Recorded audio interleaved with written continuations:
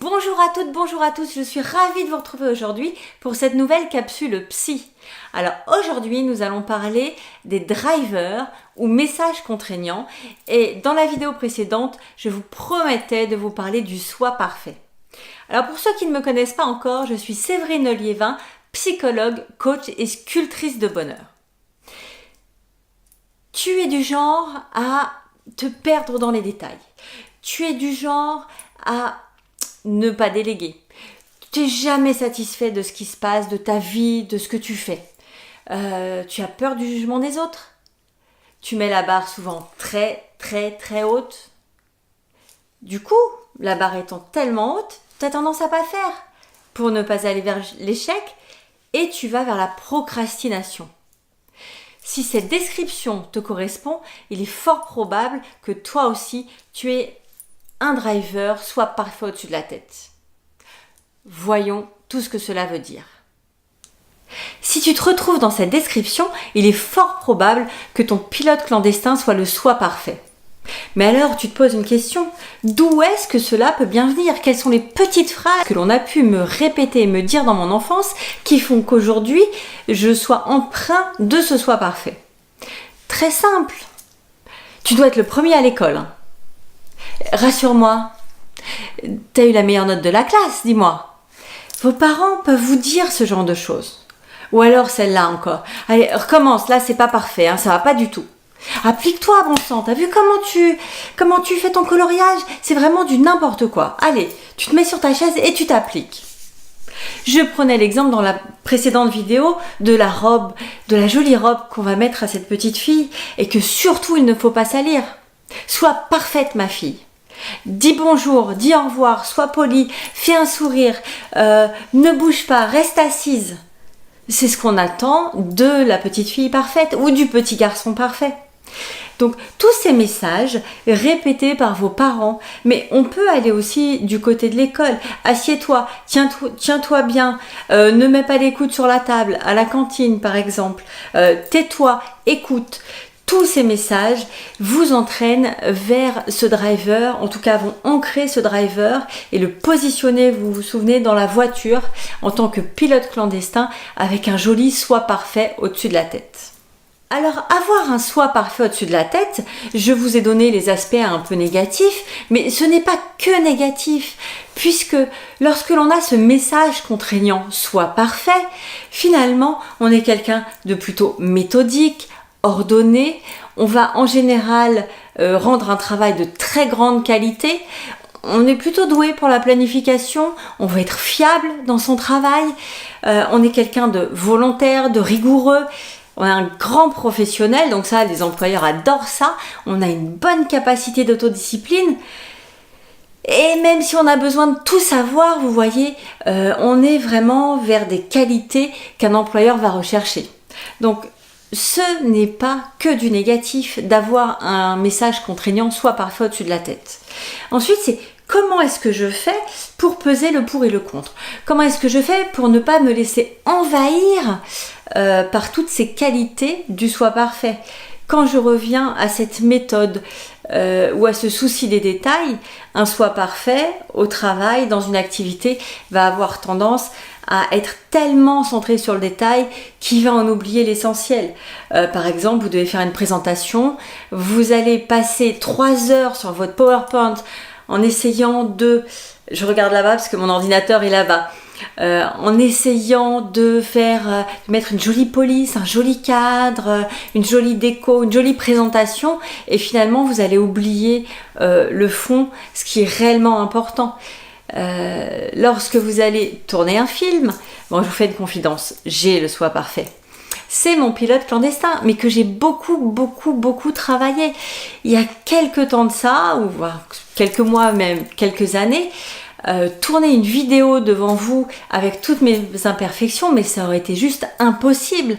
Je pense que j'aurais pu tourner cette vidéo au moins pendant 15 jours, en la postant et en étant toujours pas contente du résultat. Aujourd'hui, vous voyez, j'y vais avec le cœur, j'y vais avec mes imperfections et c'est ok. Donc j'espère aussi que je vais vous donner cette autorisation-là à vous de ne pas être parfait, de ne pas chercher cette perfection, finalement qui vous prend plus de temps que ça ne vous sert, ça vous stresse. C'est ça aussi les conséquences de ce soi parfait, c'est que vous êtes stressé, c'est que vous cherchez toujours à faire mieux, c'est que vous n'êtes pas serein.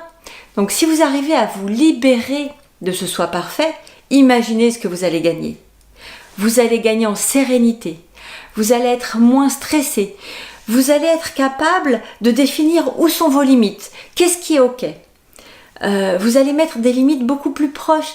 Bah, c'est ok, là je suis pas parfaite, mais c'est convenable. Vous allez redescendre la barre et ce sera vraiment très très confortable pour vous. Et puis pour vos actions, vous allez du coup passer beaucoup plus facilement à l'action. Alors maintenant, je vous propose de vous guider un petit peu pour changer ou pour diminuer, pour faire baisser ce curseur du soi parfait. Il y a quelques trucs très simples.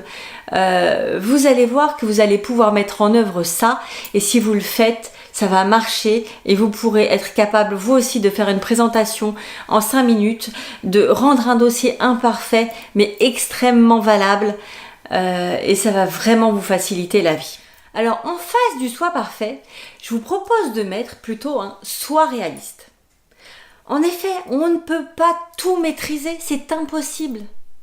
Vous faites une conférence ou une réunion, vous avez préparé votre PowerPoint, vos slides, tout est parfait, vous avez l'impression que vous maîtrisez tout et en plein milieu de la présentation, coupure d'électricité. Qu'est-ce que vous faites ? Vous fondez littéralement d'angoisse et de stress, vous paniquez ou vous vous reprenez et finalement vous faites avec cette situation et c'est ok. Donc vous ne pouvez pas tout maîtriser. Tout comme vous ne pouvez pas tout savoir. Je connais des formateurs qui sont complètement stressés quand un étudiant leur pose une question parce qu'en fait ils forment leurs étudiants avec leur préparation. Ils ont vraiment beaucoup préparé leur cours avec tous les livres et toutes leurs connaissances et c'est ok. Mais une question peut les déstabiliser complètement parce qu'on n'est pas sûr d'être capable de répondre à la question ou de savoir répondre à la question. On ne peut pas tout savoir et c'est ok de ne pas tout savoir. Et quand on ne sait pas tout, eh bien, il suffit d'aller chercher la réponse. Et finalement, les autres sont très bienveillants dans ces cas-là. Et je pense que la personne qui est en face de vous préfère une réponse honnête, à savoir « je ne sais pas, écoute, je vais chercher la réponse et puis je te l'envoie par mail, je te rappelle demain, ou on se revoit demain, donc je te la donne demain », plutôt qu'un baratin où vous lui racontiez n'importe quoi en espérant vous dépatouiller pas trop mal. Mettre un soi réaliste, c'est aussi accepter vos erreurs. Ok, j'ai le droit à l'erreur. Encore une fois, voilà, je suis humaine, ou nous sommes des êtres humains, et puis il n'y a que celui qui ne passe pas à l'action, qui ne fait pas d'erreur, donc c'est ok de faire des erreurs. Et puis, parce que vous allez être ok pour faire des erreurs, vous allez être dans cette acceptation, vous verrez que vous accepterez aussi plus facilement que les autres fassent des erreurs et que peut-être, petit à petit, vous serez ok pour déléguer quelques tâches. Et puis ça va vous soulager. Imaginez si vous arrivez à déléguer, quel temps vous allez gagner, ce serait génial. N'oubliez pas, il y a quelque chose que j'aime dire et répéter et que je me répète aussi à moi très souvent encore, qu'une action n'a pas besoin d'être parfaite pour avoir de la valeur. Chaque action a sa propre valeur. Et c'est pas la perfection de cette action qui donne de la valeur à cette action. Donc n'oubliez pas cela. Je répète cette phrase qui pour moi est très importante. Une action n'a pas besoin d'être parfaite pour être valable. Si vous arrivez à mettre en face de ce soi parfait, soi réaliste, je vous assure que vous allez obtenir dans votre vie beaucoup plus de sérénité, beaucoup moins de stress, vous allez pouvoir lâcher et vous allez accepter plus facilement vos limites. Et là, le monde sera vraiment beaucoup plus confortable pour vous. Donc, je vous souhaite de pouvoir faire ce petit exercice, de changer ce soi parfait en soi réaliste, de lâcher prise, d'être ok avec vos imperfections. Si vous avez aimé cette vidéo, n'hésitez pas à liker, à commenter, à partager.